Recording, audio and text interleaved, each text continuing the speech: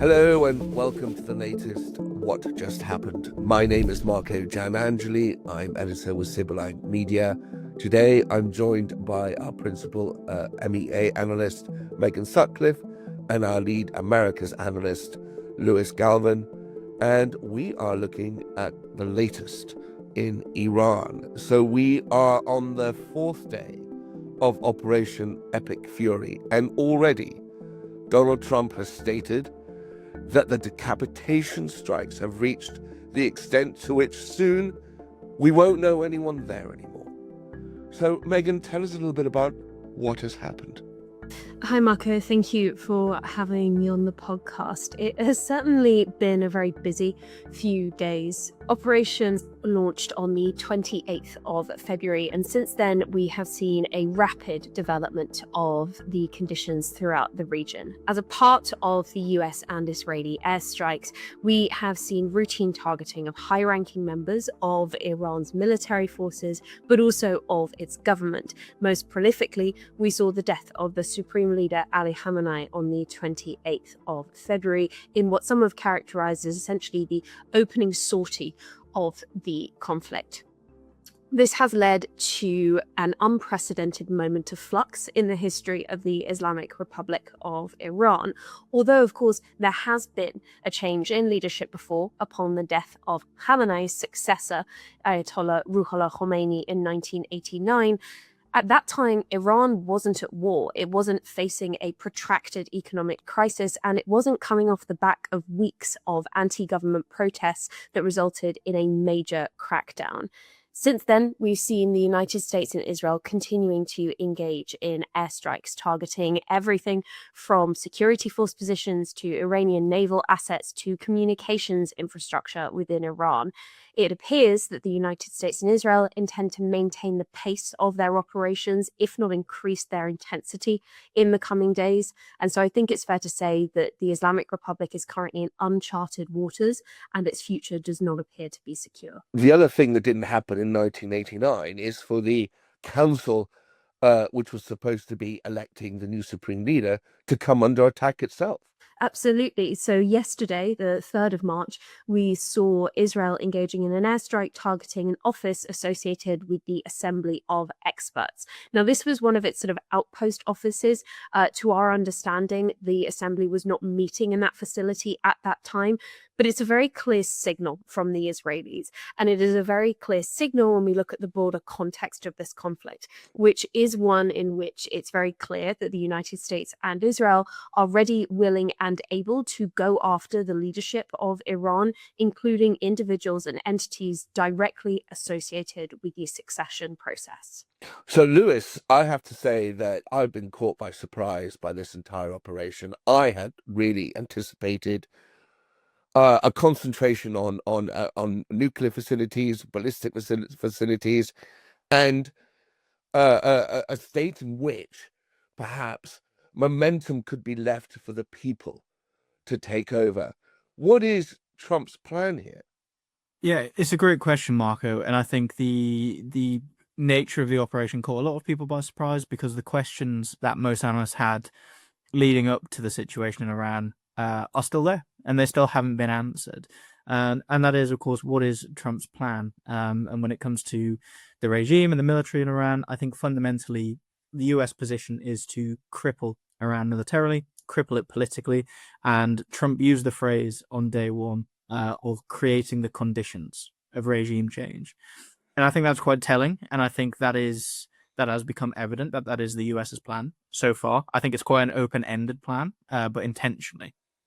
Now, of course, by crippling the military, by crippling the political apparatus, we are moving towards that. The conditions are being created, and it's the US stopping short of implementing a regime itself or changing the regime itself, but instead it is creating those conditions. Because this is no Venezuela. We've said it before. There is no Delcy Rodriguez in place. It is not a neat transition scenario. So, Megan, I have to ask at this point, you have said in the past that people are remaining safe in their homes while the missiles drop and bombs fly. What will they do? Will they seize their moment? And how?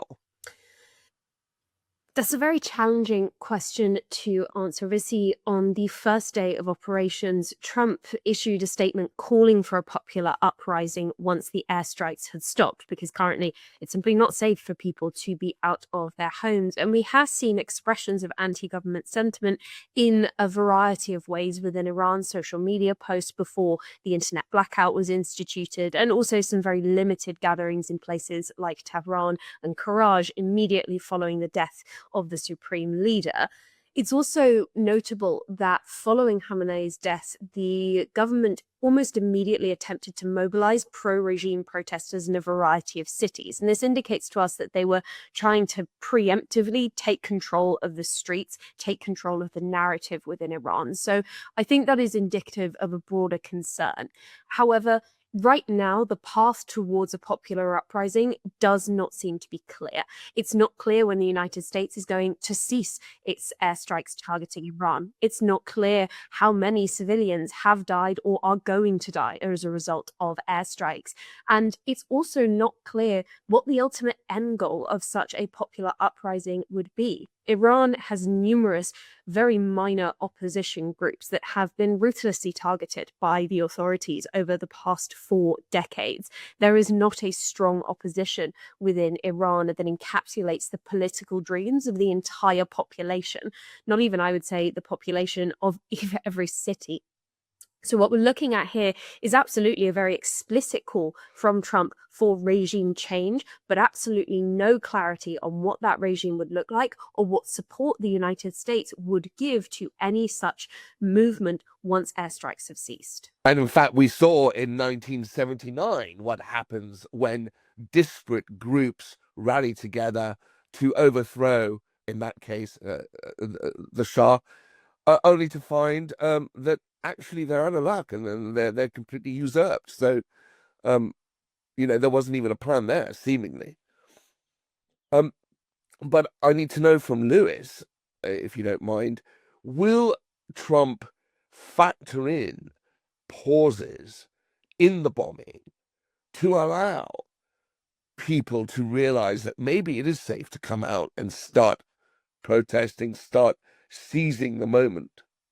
I think yes. I think because the US's aim is to create those conditions for regime change, it will be quite counterproductive to what it appears to be its goals. If it continued this really intense kind of bombing campaign, it is probably going to deter people from coming out to the streets. As Megan has mentioned, it's currently very unsafe to go out and protest. Now, I think the core part of this is that the situation is really fluid and it's going to continue evolving, and that includes the US's plans. So I think there would probably need to be the seeds, or at least some evidence that a popular mobilization was brewing or could potentially come about if the US did suspend its bombing. Otherwise, military concerns are going to come into play. The US probably won't want to take its foot off the gas if actually it thinks it's going to lose momentum and it's not really going to achieve anything in terms of popular mobilization.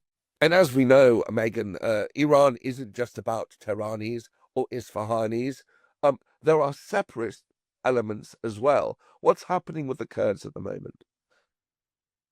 You're absolutely right. Iran is not a homogenous country. There are numerous ethnic minorities throughout Iran, most prominently the Kurds, who are primarily concentrated in northwestern Iran, in the border areas with Turkey and with Iraq. In the past, Kurdish militancy has been a concern for the Iranian security forces. This dates back to the Shah's time in power, so it's absolutely nothing new. And there are a major source of concern for the regime at the moment as it attempts to moderate internal threats to its security. In the past few days, we've seen an escalation of Iranian security force activity in Kurdish majority areas, such as East Azerbaijan and West Azerbaijan province, as well as the Kurdistan province.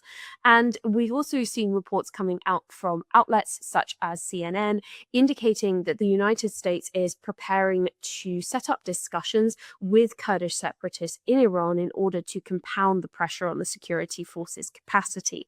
This has also been paired with an uptick in recruitment of Kurdish language specialists in the American intelligence services. And so I think it's fair to say that there is certainly an appetite for engagement with the Kurds within Iran, but the extent to which that will be effective and the extent to which it will produce a coherent movement within Iran's Kurdish regions, I'm rather skeptical. That's really interesting. So, Lewis, it sounds like the US factored in these separatist elements from the beginning. Yeah, it certainly appears that way. The report suggests that the US approached Kurdish leaders around a day after the campaign against Iran started, which suggests that, yes, this was very much in the US's thinking. And again, it feeds into what Trump mentioned about creating the conditions for regime change. So the reports, as Megan has rightly flagged, are indicating that the US is currently in active discussions with various Kurdish factions, particularly those in Iraq in particular, to essentially see about the prospects of fomenting an uprising. And of course, that has multiple connotations, multiple potential outcomes that the US is trying to assess. Again, as Megan has pointed out, one of those could be to stretch the IRGC and the Iranian security forces to incentivize popular mobilization in the cities, or equally, using the Kurds as being a direct armed threat to the Iranian government. This is something that is still early, or appears to be still early in discussions. So we know that the US has approached various Kurdish leaders, but the outcome of those discussions still isn't very clear. We don't know what the US has asked. We don't know what the US has offered. It appears something along the lines of potentially arming separatist groups, but at the moment that is still unclear. But those discussions do appear to be going on, and will have been something that the US factored in before they made a move on Iran. Thank you. So, as we said at the beginning, we're in the fourth day of epic fury. Donald Trump stated at the beginning openly that he imagined a month-long timeline at most. A lot of people have thought that it might be considerably shorter. There are time constraints, and two I can think about are one, munitions on both sides. Who was going to run out of missiles first? And two, energy prices spiking. How long will Trump allow that to continue? So perhaps we could start with Megan on one of those. It's certainly challenging to exactly quantify how many missiles Iran has or doesn't have at any given time. We only really have estimates, but it would appear that since the 12-day war in June of last year, Iran did make substantial progress towards reconstituting its missile program and resuming production, particularly of short and medium-range missiles. Those medium-range missiles also are capable of reaching Israel. And so it would appear that Iran does have a degree of resilience when it comes to its missile stockpiles, at least at this point in time. At the moment, we are seeing the US and Israel focusing quite heavily on targeting those capabilities, so missile production, storage, and launch facilities. We're also seeing a disproportionate focus on the IRGC and its aerospace forces. These are the ones who are primarily responsible for missile production and use. And so this would point to an effort by the United States to really sort of grind down that capability. But I'd caution against viewing this airstrike campaign and the reported success of, say, the IDF in taking out hundreds of missile launchers as being indicative of Iran essentially being neutered when it comes to its missile capabilities. We know from the numerous conflicts that have occurred in the Middle East over the past few decades that scud hunting and looking for missile launch sites is time-consuming and expensive. And in a country as large and as mountainous as Iran, it's not something that's going to be simple or rapidly achieved. So the complete decimation of Iran's missile stocks and launch capabilities, I don't think is something that's going to be feasible in, say, a few days. We have seen Trump engaging in That's often referred to as strategic ambiguity regarding the war goals. Essentially, he's defined it as eliminating the missile threat and eliminating Iran's navy. Again, how one defines a missile threat can change. We have seen the US often moving the goalposts for the ultimate aim of its military operations. And I wouldn't be surprised if we saw a similar dynamic emerging here, particularly if we continue to see instances of US service personnel dying as a result of Iranian retaliation that has primarily thus far targeted the Gulf and US military installations in the Gulf as well as Israel. When it comes to energy prices, very briefly, I think it's worth looking at the dynamic that we're seeing in the Strait of Hormuz at the moment. But I'm happy to pass over to Lewis very briefly to kind of cover off the US appetite for maintaining sort of a comfort with elevated energy prices, particularly on the scale that we've seen over the past few days. Yeah, happily, I can jump in there. So I think when it comes to the energy prices, first and foremost, the Trump administration has shown that short-term spikes in things like energy prices and in the wider economic sphere are acceptable.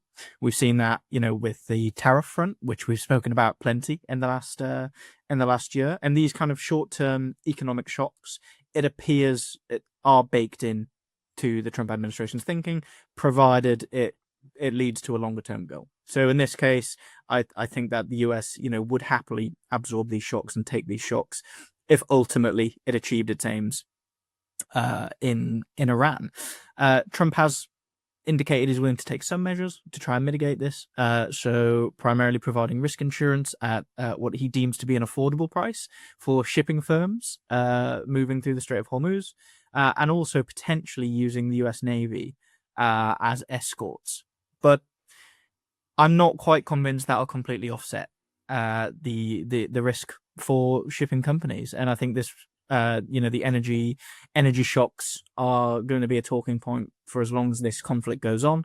We've seen it in the Red Sea in the past with the Houthi attacks, that actually not all shipping firms are willing to take up those offers of military escorts and insurance discounts because the risk is simply too great. It's certainly an interesting time, considering it's the official start of the midterm election campaign, right? Of course, and I think the fact we're talking about this late February, early March is probably indicative of the administration's thinking when it comes to the midterms. We had this situation in Venezuela in January.